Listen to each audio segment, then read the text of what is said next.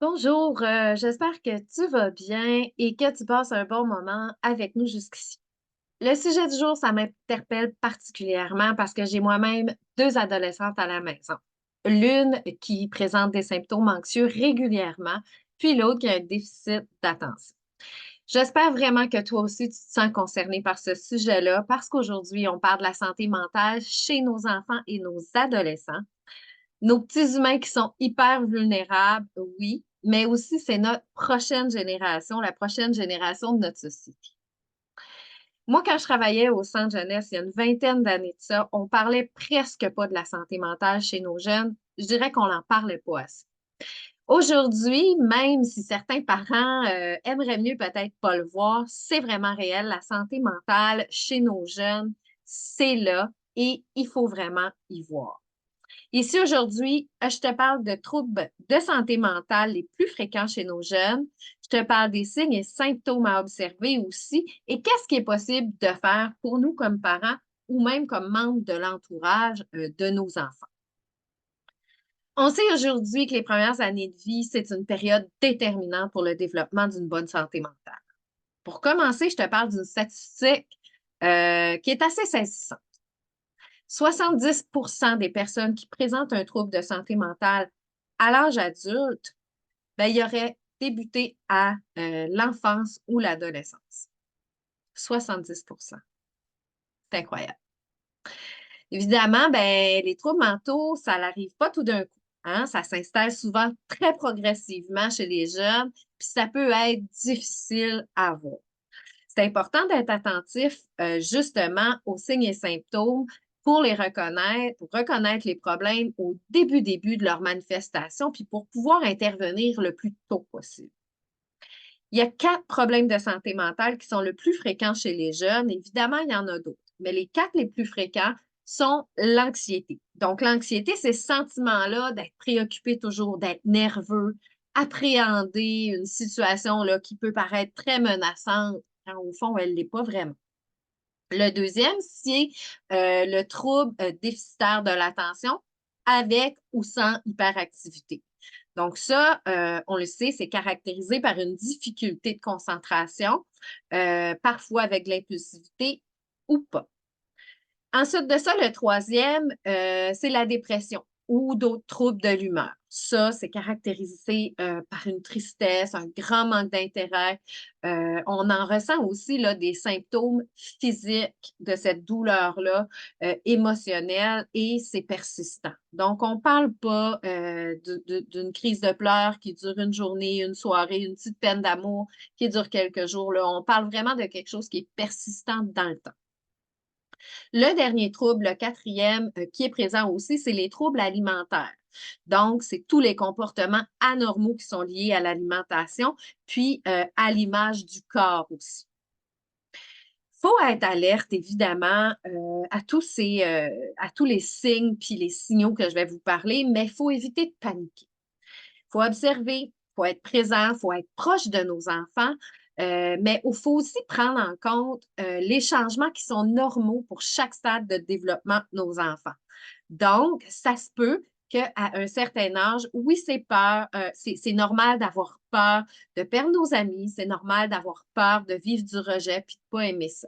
Donc, il faut vraiment venir faire la part des choses, mais rester alerte. Qu'est-ce qu'on va observer comme parents ou comme membres de l'entourage chez les enfants? Donc, comme changement, on va observer tout ce qui concerne le sommeil. Donc, dormir trop ou dormir pas assez. On va aussi observer tout ce qui concerne l'appétit. Manger beaucoup, beaucoup, beaucoup de façon incontrôlée ou au contraire, on remarque que notre enfant ne mange plus ou presque pas. Le niveau d'énergie. Est-ce qu'il est surchargé, survolté, hyper stimulé ou au contraire, il traîne une fatigue qui persiste? Y a-t-il des problèmes de concentration ou de mémoire plus importants qui persistent dans le temps?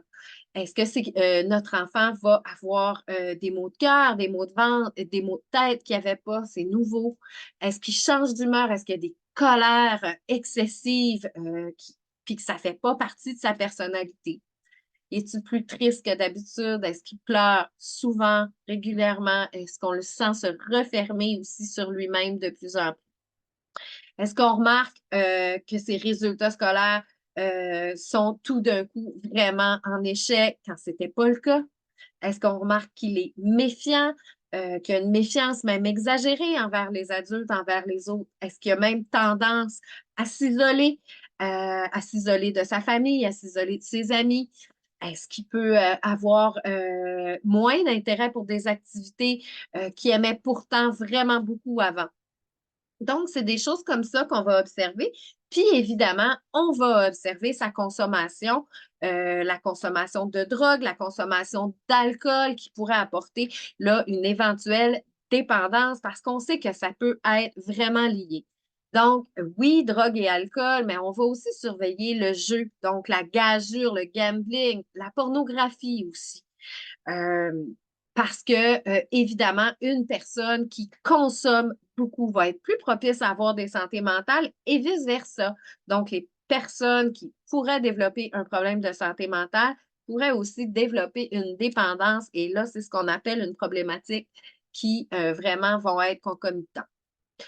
Euh, Comme je le disais, il ne faut pas paniquer si notre enfant présente quelques signes ou symptômes. Hein?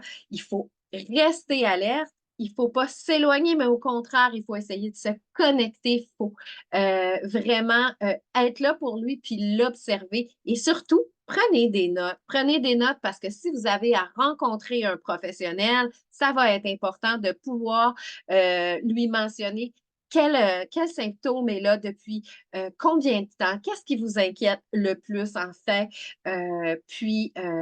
Comme ça, ben, ça va être beaucoup plus facile d'intervenir avec l'enfant. On va rester connecté, donc on va rester attentif à notre enfant. On va l'écouter sans le juger. C'est vraiment, vraiment important. Puis on va lui dire qu'on est là pour l'aider. On va pouvoir lui parler aussi des comportements chez lui qui nous inquiètent. Mais on ne va pas y garrocher non plus une quinzaine de symptômes qui nous inquiètent. On pourra se restreindre à 2 ou 3 pour être plus bref, pour lui démontrer aussi qu'on est attentif, puis qu'on est là, puis qu'on a remarqué qu'il y a des choses qui se passent. Donnez-vous comme défi d'écouter votre enfant au moins 3 minutes sans soupirer, sans regarder en l'air, sans regarder votre montre, sans prendre votre téléphone, juste en étant connecté les yeux dans les yeux. Donc, pour vraiment que votre enfant se reconnaisse à travers ce qu'il vit, sente que c'est important pour vous et que vous êtes là. Évidemment, on lui fait comprendre qu'on est là pour l'aider à résoudre ses problèmes, qu'on sait que c'est pas facile. Très, très, très important, quand votre enfant est tout petit et qu'il y a des blessures physiques, s'il a tombé, s'il y a des coupures, des égratignures, s'il y a un bleu, on va souvent très rapidement répondre à son besoin. Il faut absolument que ce soit la même chose pour tout ce qui concerne les humeurs, la santé mentale, les changements au niveau du comportement. Il faut lui apporter autant de soins. C'est un excellent moment aussi pour lui offrir des produits naturels, des huiles de doTERRA. Par contre, on recommande vraiment comme conseillère de venir travailler en prévention puis d'utiliser les produits au quotidien dès le plus jeune âge. Donc, évidemment, on va respecter les conditions, respecter le 12 ans et ou 100 livres pour prendre des produits à l'interne. On va respecter la charte de diffusion. Mais que ce soit pour le sommeil, la concentration, les humeurs ou n'importe quel autre mot physique comme les nausées ou les maux de tête, on va leur proposer des solutions naturelles à leurs problèmes. On veut que vous, comme parents, vous leur proposez des solutions pour leur état d'âme et exactement de la même façon qu'on le fait pour des bobos physiques, qu'on le fait quand on leur offre un plaster pour une coupure, avec beaucoup d'amour et de bienveillance, évidemment. Vous vous devez d'éduquer comme parents et d'observer quand vos enfants ont réellement besoin de ces produits-là. Vous devez de leur offrir ce qui leur fait du bien.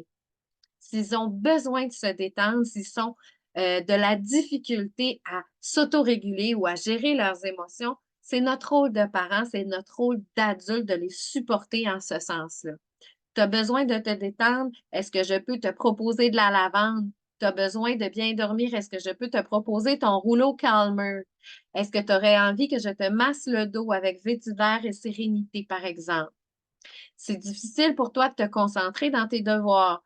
On a le rouleau Thinker ici pour t'aider. Est-ce que tu aimerais l'utiliser? Ensuite de ça, ben, vous pourrez les éduquer très, très tôt à reconnaître les signes dans leur tête, dans leur corps, dans leur esprit. Par exemple, faire reconnaître à son enfant, dans le respect et la bienveillance, que je remarque que quand tu ne dors pas, tu as beaucoup moins de patience, tu es plus agité, tu es plus irritable. Et puis, probablement que c'est plus difficile aussi avec tes amis à l'école. Donc, est-ce que tu es d'accord à ce moment-là qu'on utilise un diffuseur la nuit pour t'aider à bien dormir? Parce que tu vas beaucoup mieux fonctionner euh, pendant la journée. Donc, c'est ce genre d'éducation-là comme parent qu'on se doit de faire. Euh, donc, si on leur apprend ça, ils vont eux-mêmes, évidemment, développer le réflexe de prendre soin d'eux au quotidien, d'être dans l'auto-soin, d'être dans la bienveillance. Puis, en travaillant comme ça en prévention, en proaction, on va évidemment en arriver à peut-être éliminer une problématique ou un trouble qui aurait apparu. On va aussi y aller avec des bonnes habitudes de vie puis un réseau social sain. Hein. On veut donner de la bonne nourriture à nos enfants. On veut aussi leur montrer qu'avoir un réseau social bien rempli, des activités, des sports, que ce soit des sports d'équipe, que ce soit du temps en plein air, on veut vraiment leur apprendre à prendre soin d'eux, à avoir aussi des amis, des relations très, très, très positives, se tenir loin des problèmes le plus possible.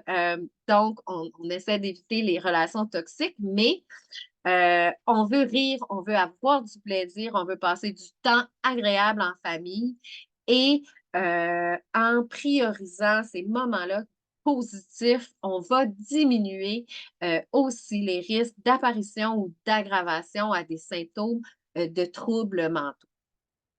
Alors voilà, je pense que ça fait le tour. On pourrait en parler encore bien longtemps, mais j'espère que vous avez apprécié cette capsule pour vous sensibiliser, que vous avez compris à quel point c'est important.